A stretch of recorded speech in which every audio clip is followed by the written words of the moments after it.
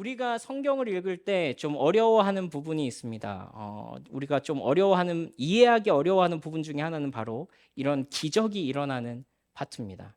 보통 사람들은 이런 본문을요, 두 가지 방식으로 이해합니다. 첫 번째 부류는요, 이것을 신화로 치부해 버리는 거예요. 사실이 아닌 것으로 치부해 버리는 거예요. 후대 사람들이 신격화하기 위해서 이것을 꾸며낸 이야기다라고 치부해 버리는 거예요. 이걸 신화로 만들어 버리는 거예요. 경전적 상상력을 가지고 꾸며낸 이야기다라고 이야기하는 거예요. 역사적 사건이 아니라는 것이죠. 근데 또 다른 한 가지 극단적인 방식은요, 그 기적 자체에 주목하는 것입니다. 그 기적 자체에 좀 치중하는 것입니다. 예를 들자면 오늘 말씀에는요, 날 때부터 장애를 가지고 태어난 사람이 걷게 되는 기적이 일어나죠.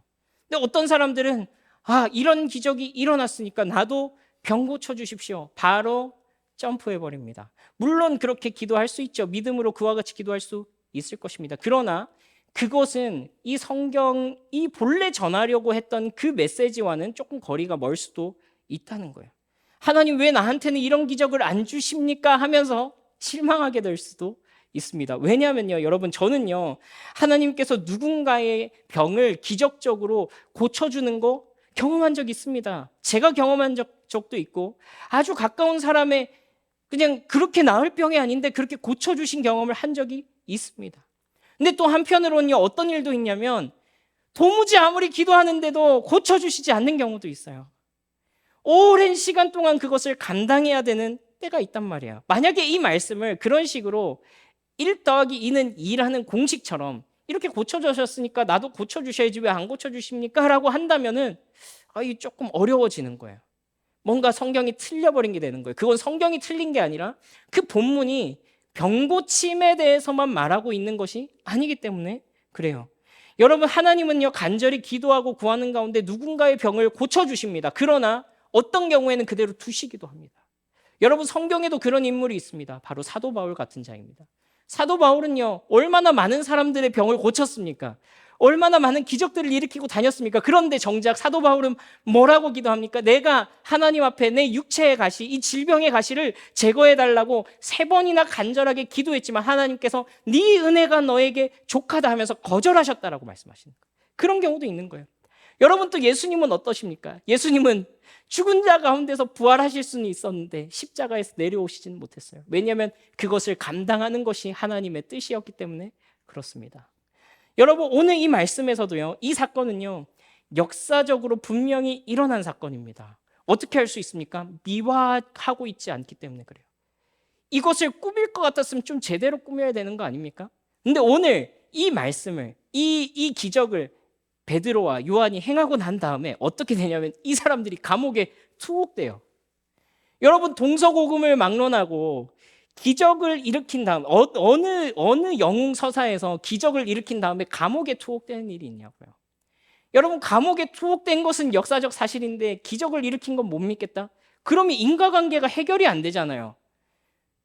이 사람들이 뭐 도둑질을 했습니까? 나쁜 짓을 했습니까? 도대체 감옥에는 왜 간 거예요? 그렇죠. 미화하고 있지 않단 말이에요. 동서고금을 막론하고 그런 신화는 없습니다. 성경은 다 기록합니다. 미화하고 있지 않습니다. 동시에요. 동시에. 오늘 이 말씀은요, 우리가 이 사건에서 병고침을 받은 그 사건 이외로 뭔가 또 주목해야 할 일들이 있다. 진짜로 이 사건을 통해서 봐야 하는 진짜 이야기가 숨어 있다 하는 것을 우리에게 말해줍니다. 우리를 이 역사의 현장으로 데려가는 것입니다. 우리가 지난 시간에 성령이 임하심으로 말세가 열렸다. 하나님 나라가 열렸다. 성령께서 임하셔서 제자들에게 권능이 임했다 그랬습니다. 그래서 우리가 첫 번째, 두 번째 시간을 지나면서 우리가 어떻게 제가 여러분들께 도전했죠? 도대체 어떤 권능이 임하시는지 우리 나머지 사도행전을 통해서 좀 보자. 성령의 능력이 도대체 무엇인지 나머지 사건들을 통해서 좀 보자. 그런 얘기를 했지 않습니까? 바로 오늘 그 문을 여는 이 말세의 실제를 살아가는 제자들의 권능이 무엇인지를 여는 첫 번째 이야기가 바로 이 미문에서 구걸하던 날 때부터 장애를 가졌던 이 사람을 일으키신 이야기가 오늘 등장하는 것입니다. 말씀으로 한번 들어가 볼까요? 그죠? 자, 그래요. 오늘 이 말씀은요, 사도행전 3장 1절부터 우리가 오늘 읽었지만 실제로 이 패러그래프가 끝나는 것은요, 4장 31절입니다. 그러니까 굉장히 긴 이야기가 하나의 문맥으로 우리에게 주어지고 있어요. 그러니까 성전에서 구걸하다가 일으킴을 받은 이 사람의 이야기만 뚝 떼놓고 보면 어쩌면 이 전체 이야기의 진짜 의미를 우리가 다 파악하지 못할 수도 있다는 거예요. 여러분, 오늘 이야기는 아까 말씀드린 것처럼 태어날 때부터 걷지 못했던 이 사람의 이야기인데요. 이 사람은요, 나중에 4장에 가서 보면 이 사람의 나이가 40살 정도 되었다라고 그렇게 이야기를 합니다. 이 사람은 스스로 걸을 수가 없기 때문에 누군가가 이 사람이 구걸하기 위해서 들어다가 성전의 미문이라는 곳에다가 이제 놔둬야 되는 거예요. 여러분, 이 미문이라는 말은요, 미가 아름다울 미자거든요. 말 그대로 아름다운 문입니다. 뷰티풀 게이트입니다. 근데 이 성전에 올라가는 문들 중에서도 특별히 웅장하고 아름다운 문이었을 것입니다. 이 유대교에서 자선을 베푸는 것, 구제를 하는 것, 우리 지금 선지서 읽으면서도 그 얘기 많이 나오잖아요. 그것은 굉장히 중요한 덕목이었습니다. 그래서 사실은 이것이 진심에서 우러나오는 것이든지 아니면 성전에 올라가는 길에 뭔가 보여주기 위해서이든지 간에 이 사람들이 자선을 베푸는 건 굉장히 중요한 것이었죠. 그래서 그곳에 앉아 있다는 것은 굉장히 동정을 사기에 합당한 장소를 잘 선정을 한 거예요. 그렇죠? 그래서 이 사람뿐만 아니라 많은 구걸하는 사람이 이곳에 와서 이렇게 구걸을 하기 위해서 성전 문 앞으로 찾아왔던 것입니다. 여러분, 성전에 왔으면 뭐 해야 됩니까? 성전에서 뭐 해야 돼요? 뭐 해야 돼요? 예배해야 되죠. 그렇죠? 성전에 왔으면 예배해야 되는 거예요. 그런데 이 사람은요, 선천적인 문제 때문에 유대교에서 부정한 사람 취급을 받았고 또 성전에 들어와서 예배할 수 없는 사람이었다는 거예요. 타고난 문제가 있었다는 거예요. 하나님께 나아가지 못한 개인적인 어떤 문제를 안고 있었다는 거예요. 날 때부터 그랬어요. 한 번도 내가 저 하나님의 성전에 들어갈 수 있을 것이라고 생각해 본 적이 없습니다. 들어가고 나오는 이 성전에 들락날락하는 사람들을 보고서 하나님에 관해서, 여호와 하나님에 관해서, 예배에 관해서 소문은 들었지만, 귀로는 들었지만 실제로 자신이 예배를 드려본 적은 없는 사람이었던 거예요. 한 번도 그 자신이 하나님을 경험해보지 못했던 것입니다. 내가 직접 하나님을 만나고 예배하고 감격하고 그분을 찬양하는 그것을 느껴보지 못했던 거죠. 여러분, 이 성전의 거대하고 아름다운 문, 말 그대로 뷰티풀 게이트 앞에서 이 아름답지 못했던 사람이 바로 이 거지였던 것입니다. 이 구걸하던 사람이었던 거예요. 바로 나였던 거예요. 여러분, 아마도 이 사람은요, 시간이 지날수록 점점 더 이러한 생각이 굳어졌을 것입니다. 하나님 앞에 나아갈 생각을 못했을 거예요. 청소년 때는 이렇게 생각했을 수도 있어요. 이 사람이 10대 때는 나도 저 사람들처럼 저기 안에 들어가서 나도 예배라는 걸 한번 드려봤으면 좋겠다라는 그런 생각을 한번 해봤을 수도 있어요. 나도 그냥 귀로만 듣는 하나님이 아니라 하나님 한번 좀 경험해봤으면 좋겠다. 그런 꿈을 한 번쯤은 가져봤을지도 모르겠어요. 그런데 이제 이 40이 넘어가는 이 장애를 가진 이 남자는 더 이상 그런 꿈도 꾸지 않는 거예요. 더 이상 그런 소망도 하지 않는 거예요. 하나님의 은혜와 자비와 용서가 베풀어지는 그 성전 앞에 앉아서 아무런 소망도 기대도 없이 그냥 그렇게 살아가고 있는 것입니다. 그저 오늘 누가 적선이나 많이 해줬으면 좋겠다, 그 정도 생각했을 것입니다. 더 이상 하나님에 관해서 어떤 소망이나 꿈도 꾸지 않는 그런 상태. 여러분, 우리도 그럴 때가 있지 않습니까? 우리도 그럴 때가 있죠. 우리가 찬양하는, 우리가 예배하는 하나님은 크신데 정작 우리의 마음이 내가 진짜 그 예배 가운데 들어가 있나? 아니면 그저 그 예배의 변두리만 머물고 있나? 내가 하나님께로부터 진짜 그분께로부터 공급되어지는 생명과 위로와 자비와 은혜와 용서를 기대하는 것이 아니라 그저 아무 기대 없이 이 시간을 때우기 위해서 그저 그것을 왔다가 돌아가는 그런 모습은 때로는 우리 가운데 있지 않나, 그런 거예요. 하나님을 입에 올리고 예수님을 입에 올리고 성령님을 입에 올리지만 성전 안으로는 들어가지 못할 때가 우리도 있잖아요. 이 거대하고 아름다운 뷰티풀 게이트 앞에서 나는 너무나도 초라하고 작아 보이는 그런 때가 있죠. 그저 성전을 떠날 수 없어서 이 근처를 서성이지만 하나님의 말씀이 내 삶에 영향력을 끼치지는 못하는 그런 때가 있다, 그 말입니다. 여러분, 오늘 베드로와 요한이 9시 이 기도 시간에 그러니까 이건 이 유대교의 시간법이거든요. 지금 시간으로 환산하면 3시 정도입니다. 유대인들은 하루에 3번 기도했다 그러는데 아침에 그리고 이 오후 3시에 그리고 저녁 무렵에 이렇게 기도하는데 오늘 낮 시간대 이 제사가 이루어지는 이 시간에 이 베드로와 요한이 성전에 기도하러 올라가고 있었습니다. 이 기도 시간에 성전으로 올라가는데 이 사람은 역시나 그죠? 아니나 다를까 이 베드로와 요한을 보고 이제 구걸하기 시작하는 거예요. 붙잡고서 뭘 얻어야 될지 모르니까 한 푼 줍시오 하는 겁니다. 우리 그 말씀이 1절부터 5절까지에 있는데요. 우리 1절부터 5절까지 제가 한 절 여러분 한 절 번갈아 가면서 읽습니다. 제9시 기도 시간에 베드로와 요한이 성전에 올라갈새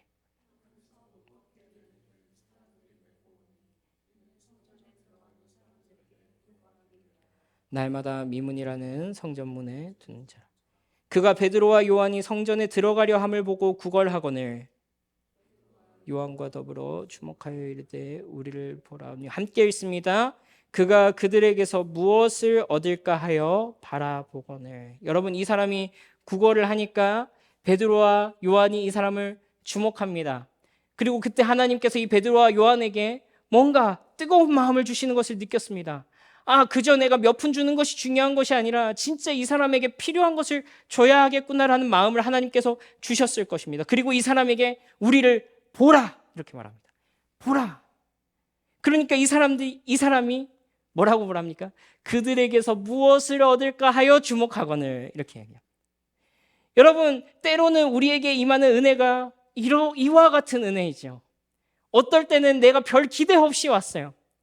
어떨 때는 나도 내가 무엇을 구해야 될지 모르고 하나님 앞에 나왔어요. 내가 하나님 앞에 나온다는 게 무슨 의미인지 모르고 왔어요. 그런데 하나님께서 내가 기대하기도 전에 먼저 우리를 부르시는 거예요. 주목하여 나를 봐라. 주목하여 나를 봐라. 우린 또 쳐다봅니다. 뭐 주실 건데요? 그런데 우리의 기대보다 훨씬 더 크신 것을 주시는 거예요. 나는 아무런 기대도 없이 왔었는데 어쩌면 나의 일상은 하나님과 별로 관계가 없는 나의 일상이었는데 나는 그냥 성전 근처만 서성이던 사람이었는데 하나님께서 우리를 주목하시고 찾아오시는 것입니다. 이 구걸하는 사람의 텅 빈 눈을 상상해 보셨습니까? 보시오 양반, 우리를 좀 주목하시오. 그랬을 때 그 거지의 눈을 한번 상상해 보시라고요. 구걸하는 사람의 눈을 한번 상상해 보시라고요. 어떤 눈빛이었겠습니까? 저 어제 이 눈빛을 상상하는데 조금 가슴이 아프더라고요.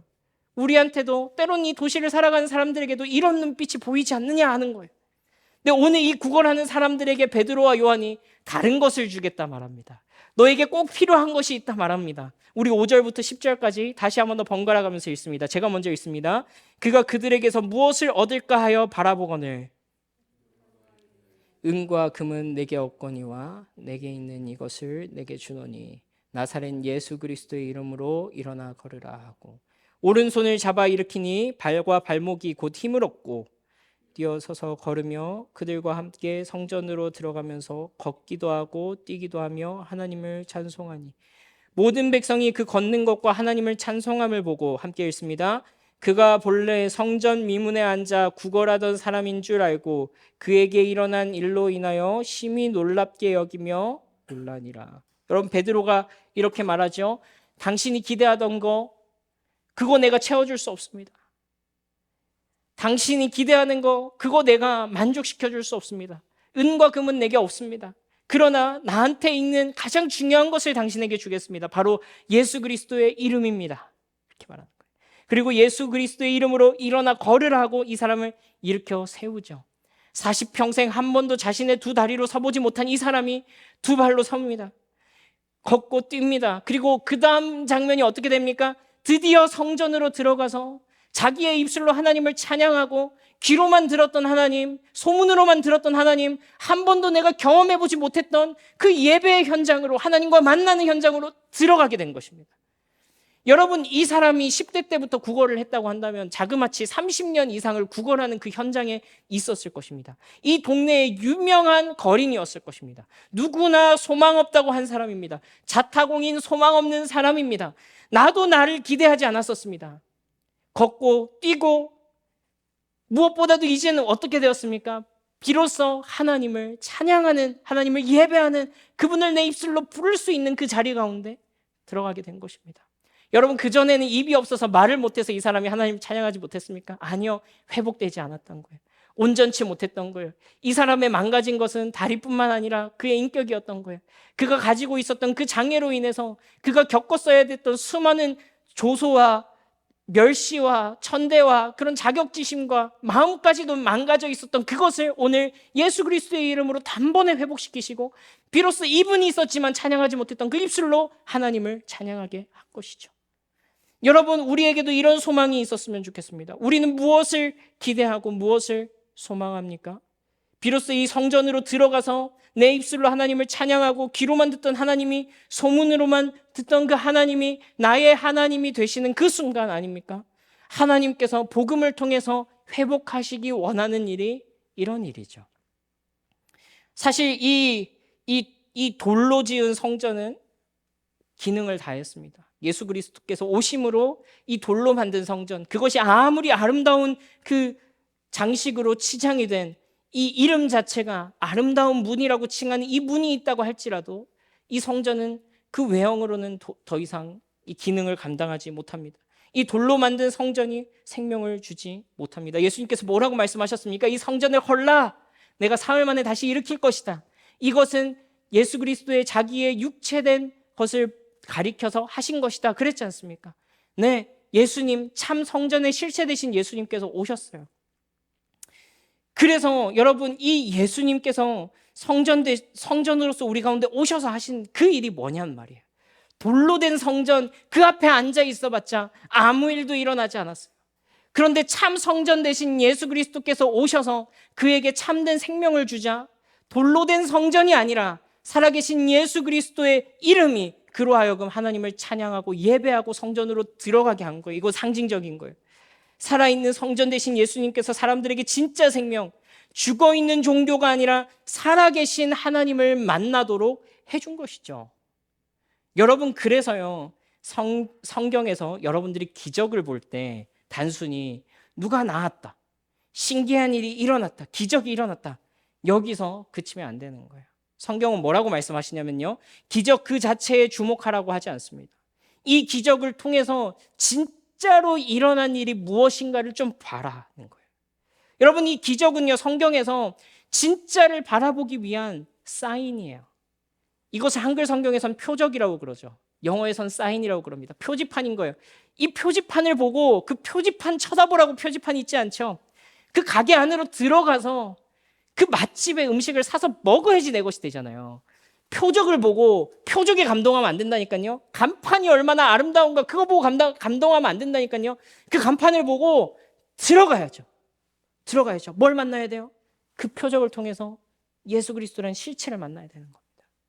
여러분, 그래서 예수님께서 어떻게 하십니까? 죽어있는 종교에서 살아있는 하나님을 만나는 존재로, 소망 없이 그저 텅 빈 눈으로 성전 앞에 앉아있던 사람에서 성전 안으로 들어가서 하나님을 찬양하는 존재로 바꾸시는 은혜가 예수 그리스도의 이름으로 일어나야 하는 것입니다. 여러분, 이 성전에서는요, 더 심각한 일들이 일어나고 있었습니다. 사실 그 시간, 그 예배가 드려지고 있었던 그 시간에는요, 지금 이 미문 앞에서 구걸하고 있었던 이 날때부터 장애를 가졌던 이 사람의 사건보다 훨씬 더 심각한 사건이 성전 안에서는 일어나고 있었습니다. 무엇이냐면 사람들이 재물을 가져와서 죽이고 있는 거예요. 사람들이 자신의 죄를 해결해 주지 못하는 종교적인 행위로만 하나님을 섬기고 있는 거예요. 살아있는 하나님이 아니라 형식만 지키고 있는 거예요. 그들의 종교 의식으로만 살아가고 있는 거예요. 이게 훨씬 더 심각한 문제죠. 여러분, 그 사람들이 예배를 드리면서 무엇을 구했겠습니까? 그저 아무 일 없기를 구했겠죠. 무탈하기를 구했겠죠. 내 사업이 잘 되기를 바랐겠죠. 내가 하고 있는 일이 좀 잘 되기를 그렇게 기도했겠죠. 그러나 여러분, 이 죽은 예배자들이, 이 죽어있는 종교인들이 40년 동안 구걸하면서 그 성전 앞에 앉아 있었던 이 사람과 다를 바가 무엇이 있냐는 거예요. 성전에 들어와서 예배라는 것을 하고 있으면서도, 제물을 바치고 있으면서도 살아계신 하나님을 만나지 못하고 죽어있는 종교 행위만 드리고 있는 자들이 이 성전 앞에서 구걸하고 있는 거지와 무슨 차이가 있었겠냐 하는 거예요. 여러분, 오늘 이 사람은요, 진짜 예배자가 되어서 성전 안으로 들어갔습니다. 그리고 가짜 예배자들에게 진짜 생명을 얻은 자의 찬송을 보게 하시는 거예요. 거기에 종교 의식을 치르러 온 사람들이 누구나가 이 40년 동안이나 구걸을 했던 이 사람들 다 알고 있었을 거예요. 너무나도 유명한 거지였어요. 근데 이 사람이 이제 진짜 예배를 드리기 시작한 거예요. 저 사람은 예배 드리지 못하는 사람이야 라는 그 사람을 내세워서 가짜 예배를 드리고 있었던 종교인들을 부끄럽게 하신 것이죠. 그래서 여러분, 베드로는요, 이것을 보고 신기해하는 사람들을 다시 주목을 시킵니다. 오늘 읽지는 않았지만요, 우리 12절 말씀 우리 한 목소리로 함께 읽어보면 좋겠는데요. 함께 읽습니다. 시작. 베드로가 함께 없나요? 없어요? 네, 제가 읽어드릴게요. 베드로가 이것을 보고 백성에게 말하되 이스라엘 사람들아, 이 일을 왜 놀랍게 여기느냐? 우리 개인의 권능과 경건으로 이 사람을 걷게 한 것처럼 왜 우리를 주목하느냐? 여러분, 이것이 죽어있는 종교의 특징이죠. 죽어있는 종교는 어떻습니까? 현상에 집중합니다. 현상에 집중합니다. 나에게 이득이 되는 것에 집중합니다. 하나님과의 관계에는 관심이 없습니다. 사람들이 또 그 기적에 집중하기 시작했습니다. 신비한 일에 집중하기 시작했습니다. 그런데 베드로와 요한이 주목시키고 다시 말합니다. 야, 왜 이 기적에 집중하니? 사인을 보고 가게로 들어와야지 라고 얘기를 하고 있는 거예요. 여러분들 오늘 보셔야 하는 사건이 있습니다. 여러분들이 보셔야 하는 것은 이 사람이 40년 만에 일어났다는 것이 아니라 이 일을 행하신 것이 누구신가를 봐야 되는 것입니다. 여러분들 어찌하여 내 개인의 경건과 내 개인의 능력으로 이 일이 일어났다고 생각하십니까? 그거 틀렸습니다 라고 베드로가 말하는 거예요. 여러분들, 우리가 이 사건을 보고 와, 신기한 일을 보고 신기한 일이다, 너무나도 멋진 일이다 라고 우리도 이 사건에 주목한다면 오늘 베드로에게 책망을 들었던 이 사람과 다를 바가 없는 거예요. 우리가 이 사건을 통해서 반드시 봐야 될 것이 있다는 거예요. 군중과 다를 바가 없죠. 그렇게 되면 여러분, 이 베드로가, 요한이 받은 권능은 어떤 권능입니까? 장애를 고치는 권능입니까? 아니면 예수를 바라보도록 하는 권능입니까? 네, 그렇죠. 예수를 바라보도록 하는 권능입니다. 아무 소망 없던, 그저 한 푼 줍쇼 하던, 그냥 내 앞가림이나 하는, 그렇게 먹고 살다가 죽겠지, 언젠가 죽겠지, 그냥 지금은 일단은 내가 살아남는 게 중요하지, 예수는 무슨 예수,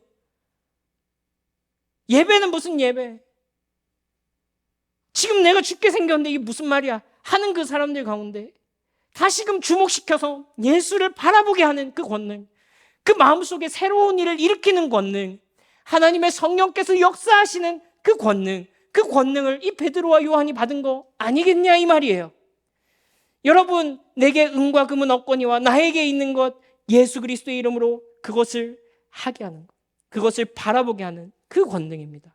동일하게 모여든 군중에게 내가 얼마나 경건한 사람인지, 내가 얼마나 대단한 사람인지, 내가 얼마나 권능을 받은 사람인지 증명하려고 하지 않습니다. 이제 베드로와 요한은 전혀 다른 사람이 되어버렸습니다. 성령의 능력으로 임한 이 권능, 베드로와 요한에게 임한 권능이 그런 종류의 권능인 것입니다. 왜 우리를 주목하느냐? 예수를 바라보라. 여러분, 이날 믿은 사람이요, 남자만 5,000명이었다. 성경은 이렇게 기록하고 있습니다. 남자만 5,000명이었다. 바로 이 장에서는 몇 명이 믿었습니까? 3,000명이 믿었죠. 갈수록 가관입니다. 이번에는 남자만 5,000명이에요. 남자, 여자, 어린아이들까지 합치면은 뭐 만여 명 가까운 사람이 이 한날 회심하게 된 것이죠. 여러분, 이 종교 지도자들이 베드로와 요한이 이 복음 전하는 것을 미워합니다. 그리고 이 사건 이후에 베드로와 요한을 잡아다가 옥에 가두어 놓습니다. 여러분, 그렇습니다. 만약에 이 베드로와 요한이 기대한 것이 다른 사람들 머리 위에 서는 것이었다면, 이 사람들은 연약할 때 이렇게 얘기를 했었죠. 예수님 죽으시고 부활하시거든 나를 당신의 오른편에, 또 내 동생은 왼편에 앉혀주십시오. 그러고서 싸웠습니다. 야, 너네만 머리냐? 너네만 입 있냐? 너네만 예수님 따라갔냐? 너네만 제자냐? 나도 높은 자리에 올라가고 싶다 하면서 그들끼리 싸웠던 자들이었습니다.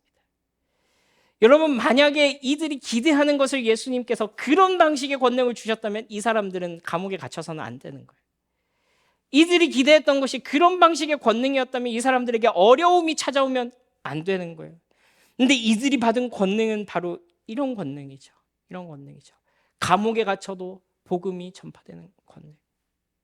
내 가운데 환난이 찾아와도 예수를 찬양하기를 멈추지 않는 권능. 내 삶 가운데 그것이 장밋빛 인생이 아닐지라도 예수를 따라가는 것을 나의 기쁨으로 삼는 권능.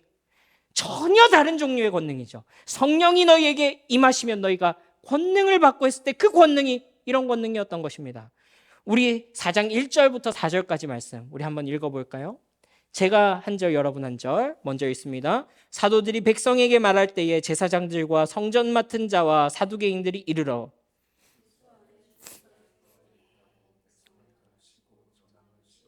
그들을 잡음에 날이 이미 저물었으므로 이튿날까지 가두었으나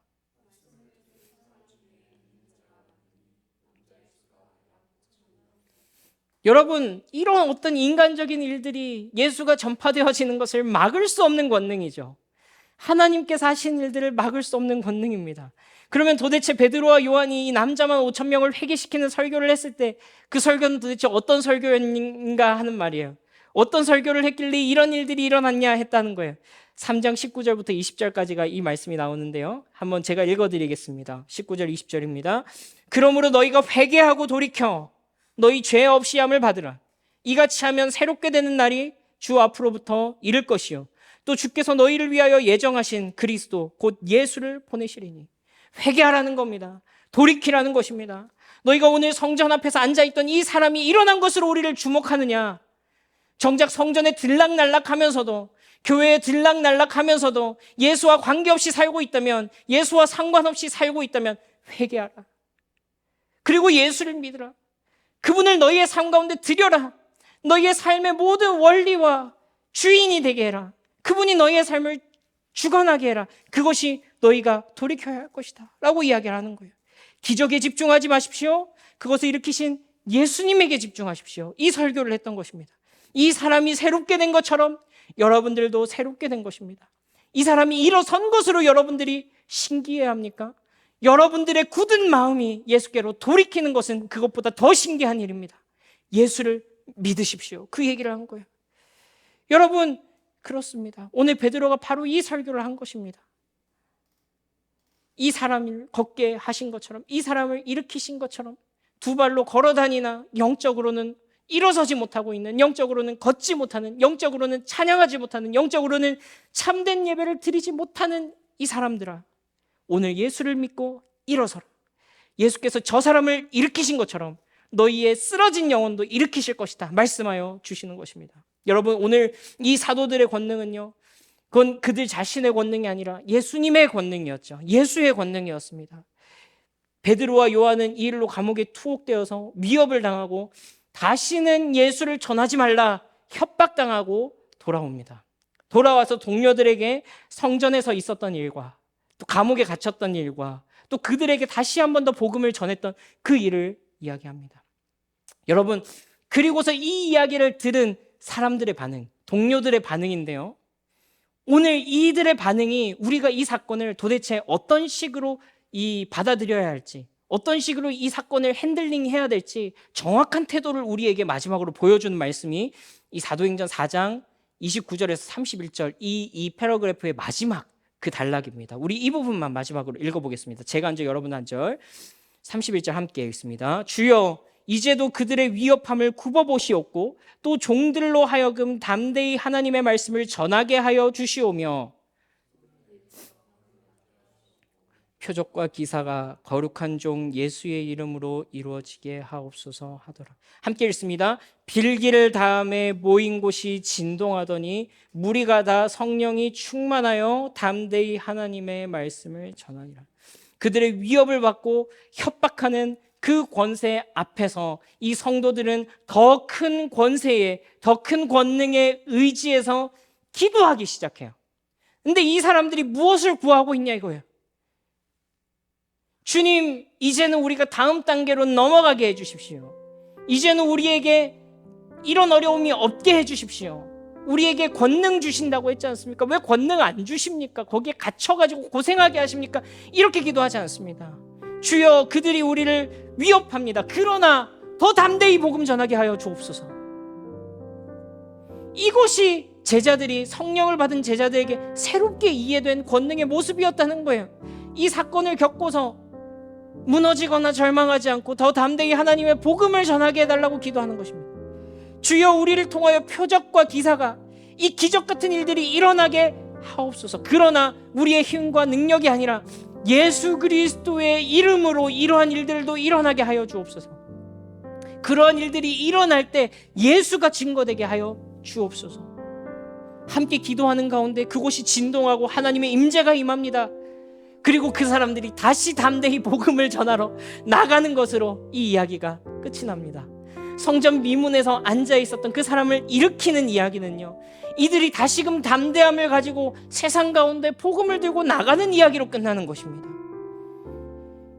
예수 그리스도의 이름으로 예수님께서 하시던 일이 그대로 예수님의 제자들에게로 옮겨져 왔습니다. 말 그대로 바통 터치가 일어났습니다. 예수님의 이름으로 미문이라는 성전 앞에, 성전에 들어가지 못하고 구걸만 하고 있던 자로, 성전 안에서 하나님을 찬양하지 못하던 그 자로 하여금 돌이켜서 하나님을 찬양하고 예배하는 자로 만들었습니다.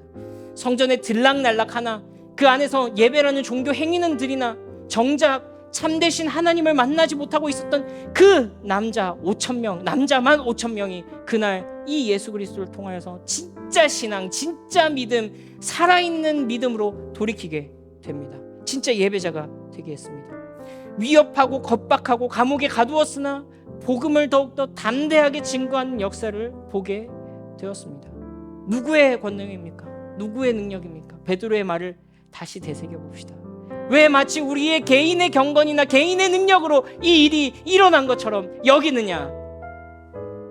여러분, 이것은 그들의 권능이 아니라 예수님의 권능이었죠. 다른 말로 하자면 이것이 베드로와 요한의 권능이 아니라면, 그들의 능력이 아니었다면 동시에 그 예수 그리스도라는 이름을 가지고 있는 우리에게도 여전히 유효한 권능 아니겠냐 하는 말이에요. 만약에 이것이 베드로라는 특정한 사람, 요한이라는 특정한 신령한 사람의 능력이었다고 한다면 우리는 거기에 범접할 수 없을 거예요. 우리는 그 능력과 권능을 기대할 수 없을 거예요. 그런데 만약에 그들 속에서 역사하신 예수의 능력이었다면, 그들 속에서 역사하셨던 예수의 권능이었다면 우리도 그것을 기대하고 소망해 볼 수 있잖아요. 그죠? 내 개인의 권능이 아니라 예수 그리스도의 이름의 권능이라면 우리에게도 기회가 있지 않겠냐 하는 거예요. 여러분, 저는 바랍니다. 꿈을 꿉니다. 소망합니다. 바라기는 예수 그리스도의 이름의 권능으로 성전 밖에서 그저 오늘 하루 버티기를 버거워하고 있는, 예수에 관한 소문은 들었지만 진짜 예수를 만나고 그분의 이름을 높여본 적이 없는 자들이 우리 오아시스 교회를 통하여서 예수의 이름의 권능으로 다시 일으킴을 받는 그런 은혜가 우리 가운데 있기를 바랍니다. 여러분, 저는 또 바라기는요, 이곳 가운데서, 이 우리의 공동체 가운데서, 교회는 내가 많이 다녀봤어요. 교회는 내가 예전에 왔다 갔다 해봤어요. 그러나 내가 한 번도 예수를 진심으로 예배해 본 적은 없어요. 이런 형식적인 그리스도인들이 우리와 함께 예배하는 가운데 하나님을 만나고 그분을 진짜로 예배하게 되는 그런 일들이 일어나면 좋겠습니다.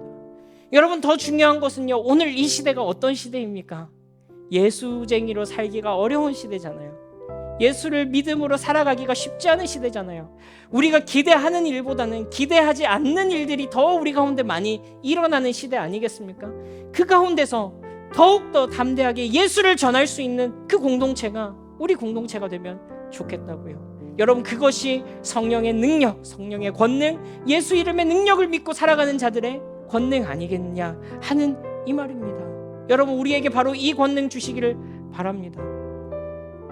성전 앞에서 예수의 소문만 들었던 자들이 일어서서 예수를 찬양하게 되는, 성전 안으로 들어오게 만든 이 권능, 형식적인 그리스도인들이 예수를 인격적으로 만나고 하나님께로 돌아오게 되는 이 권능, 그러나 그 무엇보다도 어떤 어려운 가운데서도 담대하게 예수를 주라 전하는 것을 포기하지 않는 이 권능을 우리에게 주시라고 그렇게 기도해야 되지 않겠냐 하는 거예요.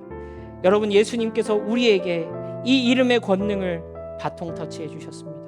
예수의 이름은요, 예수님에게서부터 사도들에게만 전해진 것이 아닙니다. 사도들에게서 그 사도적 복음을 들은 우리에게까지 전달된 것입니다. 여러분, 우리는 이 소망 안에서 예수님을 담대하게 따라갑니다. 우리 찬양하고 함께 기도할 텐데요, 우리 이 기도 제목 가지고 함께 기도하면 좋겠습니다. 오늘 여러분들 가운데 주신 그 어떤 마음이 있을 것입니다.